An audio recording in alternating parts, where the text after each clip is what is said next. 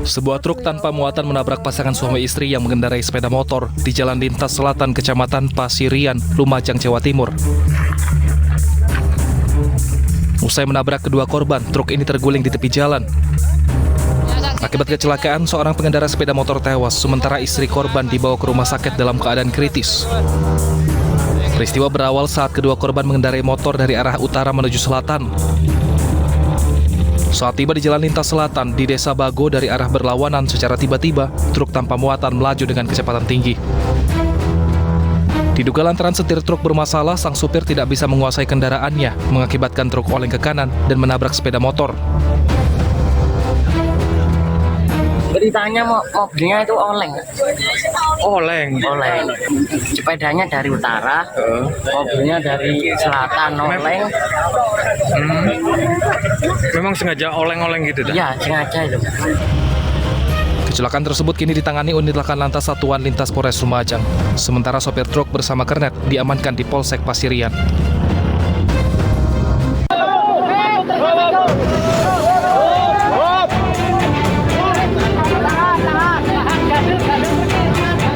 Evakuasi sopir truk yang terjepit di dalam kendaraan yang dikemudikannya berlangsung dramatis. Tim gabungan berupaya mengevakuasi sopir usai kendaraan mengalami kecelakaan di ruas Jalan Nasional Wates Purworejo, tepatnya di Pedukuhan Kaliwangan, Kelurahan Temon Kidul, Kapanewon Temon, Kabupaten Kulon Progo. Kerusakan kabin menyulitkan proses evakuasi. Sekitar 1 jam, sopir bernama Sigit Bayu Pamungkas bisa dievakuasi dalam kondisi selamat. Petugas membawa korban ke rumah sakit. Melakukan evakuasi dengan menggunakan alat elektrifikasi. Syukur alhamdulillah tadi melaksanakan evakuasi dan korban dapat berhasil dievakuasi dengan keadaan selamat. Truk yang dikemudikan Sigit menabrak truk tronton di ruas Jalan Nasional Wates Purworejo, tepatnya di Pedukuhan Kaliwangan, Kelurahan Temon Kidul, Kapanewon Temon, Kabupaten Kulon Progo. Truk yang dikemudikan korban sempat oleng saat melintas. Diduga sopir truk mengantuk saat berkendara. Menurut keterangan saksi-saksi bahwa supir tersebut mengantuk, jadi sebelum kejadian sudah oleng-oleng. Nah, kemudian di TKP oleng ke kiri menabrak bagian sudut belakang truk yang sedang terparkir, sehingga terjadi kecelakaan. Kemudian akibat dari kecelakaan tersebut, supir truk mengalami luka di bagian kaki. Pengendara yang melintas di ruas Jalan Nasional wilayah Temon diharapkan meningkatkan kehati-hatian. Jika mengantuk, dianjurkan menepi untuk beristirahat.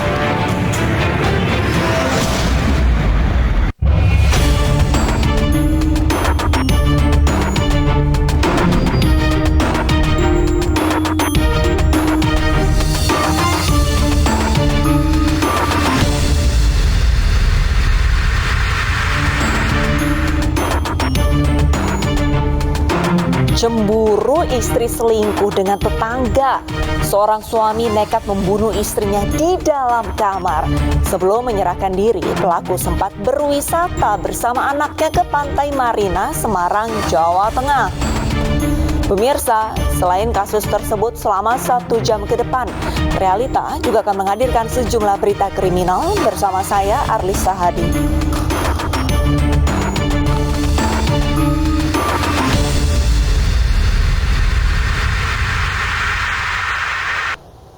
Kita ke informasi pertama, pemirsa. Seorang wanita dengan membawa senjata api jenis pistol mencoba menerobos masuk ke kawasan Istana Kepresidenan Jakarta.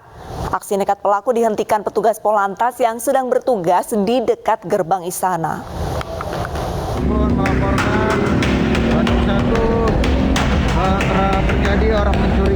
Wanita muda bercadar diamankan polisi dan anggota Pas Pampres di depan gerbang utama Istana Negara Gambir, Jakarta Pusat pagi tadi.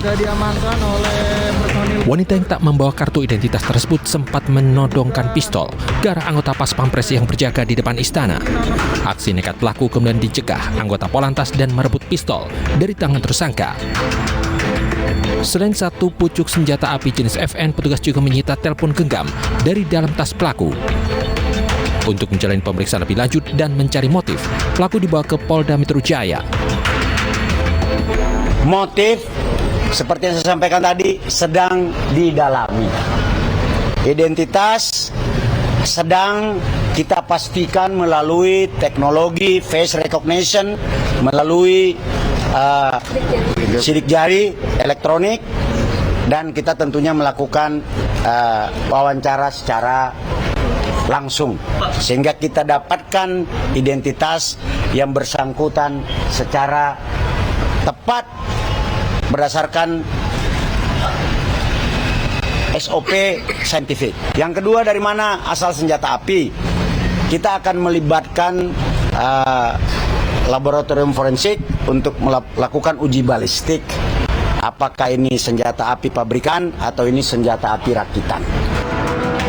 Muldoko menegaskan Pas Pampres tak kecolongan dalam hal ini karena pelaku berhasil dicegah masuk kawasan istana. Pengamanan ring sudah dijalankan dan kenapa ketangkep ya, karena itu menunjukkan bahwa kita punya kesigapan tinggi.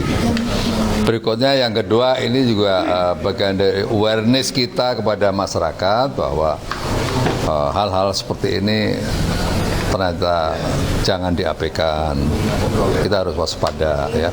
Berikutnya tadi seperti yang disampaikan oleh Pak Kabar Eskrim, saat ini sedang didalami motifnya apa dan seterusnya, dan apa itu siapa sebenarnya yang ada di balik itu dan seterusnya ya. Kenapa mesti kesini dan seterusnya, itu kita sedang dalami.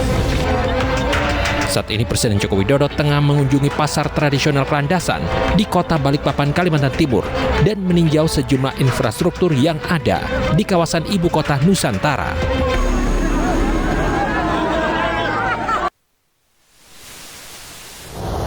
Ibu-ibu di Depok, Jawa Barat histeris saat melihat pelaku pelecehan seksual terhadap putrinya digiring ke kantor polisi.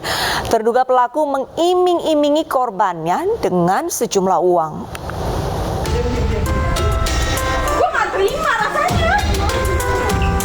Ibu-ibu ini histeris melihat pria yang diduga melakukan pelecehan terhadap keponakan perempuannya digiring ke Polres Metro Depok, Jawa Barat. Terduga pelaku bahkan sempat dipukul kepalanya. Kepada petugas piket, korban mengaku dibawa pelaku ke rumah kosong dengan diiming-imingi sejumlah uang. Pelaku kemudian melakukan pelecehan seksual sebanyak 3 kali. Ditemani ibu dan bibinya, korban kemudian dimintai keterangan oleh Unit Perlindungan Perempuan dan Anak. Anak di bawah umur ya, dari keluarga tidak terima, ya kita terima dulu laporannya, kita belum tahu kronologisnya seperti apa. Sementara korban diminta keterangan oleh penyidik Polwan ya di situ, yang tersangka sudah kita amankan di unit PPA. Dan ini kita ambil keterangan dulu sebagaimana kronologisnya sebenarnya. Jika terbukti melakukan pelecehan seksual, terduga pelaku akan dijerat dengan pasal perlindungan anak.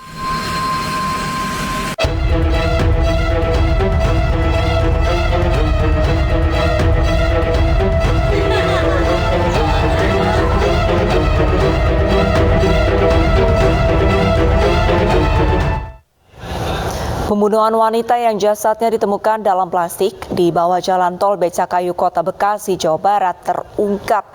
Pelaku merupakan teman korban yang sakit hati karena merasa dikhianati pada lingkar pergaulan mereka. Detik-detik korban sebelum dihabisi dan saat sudah menjadi jasad terekam CCTV apartemen.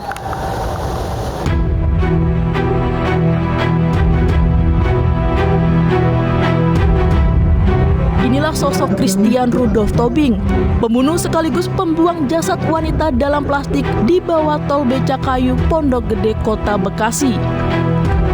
Berdasarkan keterangan pelaku, polisi mengungkap motif pembunuhan berlatar belakang dendam. Pelaku sakit hati saat menjalankan bisnis bersama temannya H.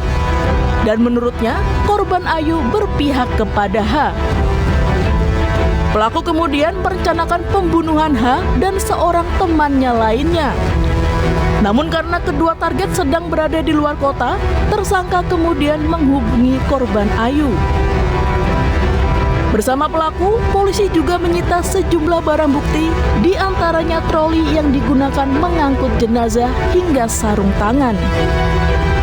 tim dari Subdit Jatandas Ditkrimum Polda Metro Jaya ini berhasil mengamankan pelaku, ya, tidak sampai 1 ke 24 jam pada saat akan menjual laptop milik korban di rumah gadai di Jalan Jati Waringin Raya nomor 234 Pondok Gede, Kota Bekasi. Kemudian dilakukan interogasi di situ. Kemudian awalnya tersangka menyatakan bahwa korban meninggal karena sakit asma pada saat bersamaan dengan pelaku di apartemen Green Pramuka City, Jakarta Timur. Sesaat sebelum pembunuhan, Rudolf terekam CCTV salah satu apartemen di Jakarta saat bersama korban Ayu Yunia Rizabani. Korban diduga kuat dihabisi pelaku di unit apartemen pelaku. Ia bahkan sempat tersenyum pada orang lain yang menggunakan lift yang sama dengan membawa bungkusan plastik di troli yang diduga kuat berisi jasad korban. Pelaku kemudian menggunakan mobil untuk membawa jasad korban yang kemudian dibuang di bawah jalan tol Becakayu, Jatiwaringin, Pondok Gede, Kota Bekasi. Warga dan pengguna jalan yang melintas di ruas Jalan Kiai Haji Nur Ali Kalimalang, tepatnya di bawah tol Becakayu, Pondok Gede, Kota Bekasi, menemukan jasad wanita dalam kantong plastik. Dari hasil pemeriksaan, korban diketahui bernama Ayu Yunia Rizabani, 36 tahun, warga Jakarta Timur. Dari hasil pemeriksaan ditemukan adanya luka tindak kekerasan pada mulut dan leher yang disebabkan oleh benda tumpul. Pelaku pembunuhan sadis bocah perempuan di Cimahi, Jawa Barat ditangkap. Pelaku tega menganiaya korban hingga tewas lantaran gagal mendapatkan ponsel korban.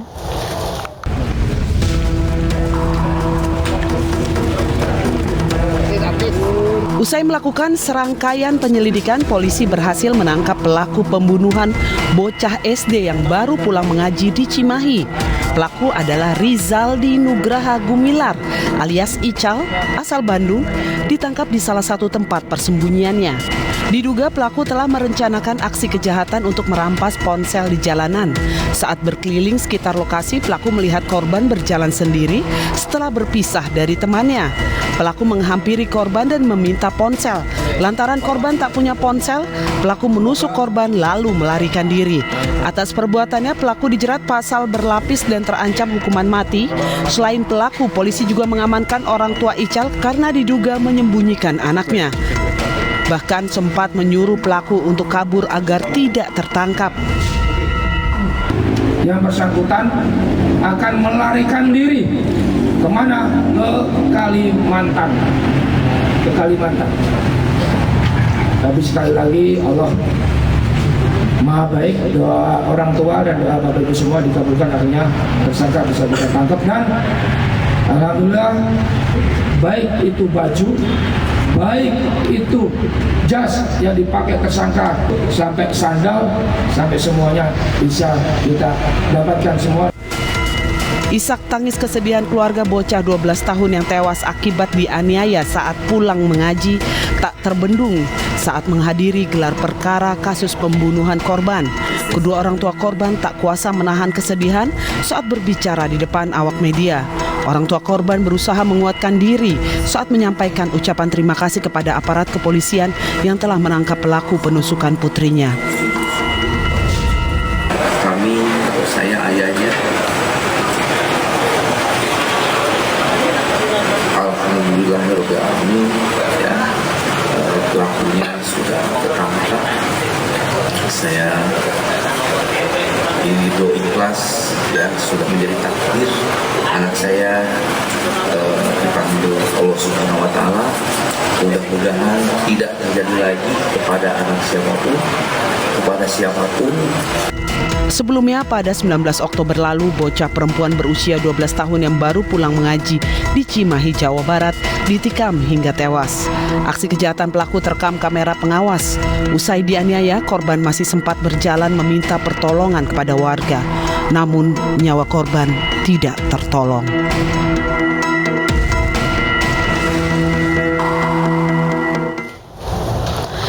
Kesal, video kencan sesama jenis adiknya tersebar di media sosial.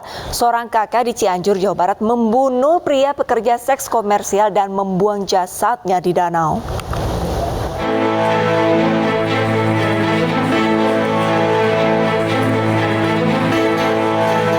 Aparat Polres Cianjur menangkap 4 pelaku pembunuhan pria pekerja seks komersial sesama jenis yang jasadnya ditemukan di Danau Nusa Picung, Kecamatan Mande, Cianjur.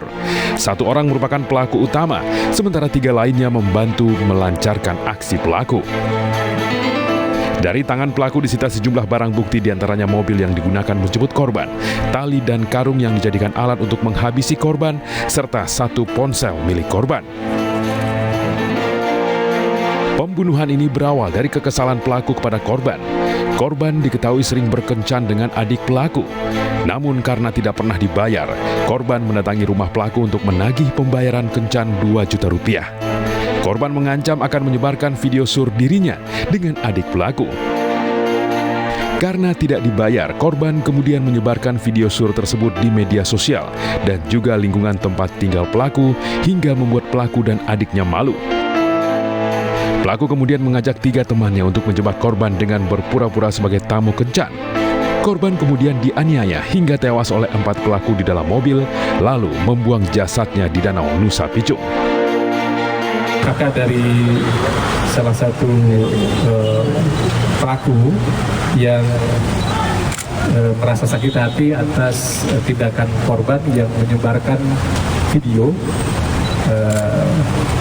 yang didokumentasikan oleh korban dan disebarkan melalui media sosialnya, yaitu adalah perbuatan atau ada potongan video sesama jenis ya, yang ini akhirnya menjadi aib bagi korban, bagi pelaku, karena keluarga pelaku ini merasa tercemar nama baiknya. Untuk mempertanggungjawabkan perbuatannya, ke-4 pelaku dijerat pasal pembunuhan berencana dengan ancaman hukuman mati atau penjara seumur hidup.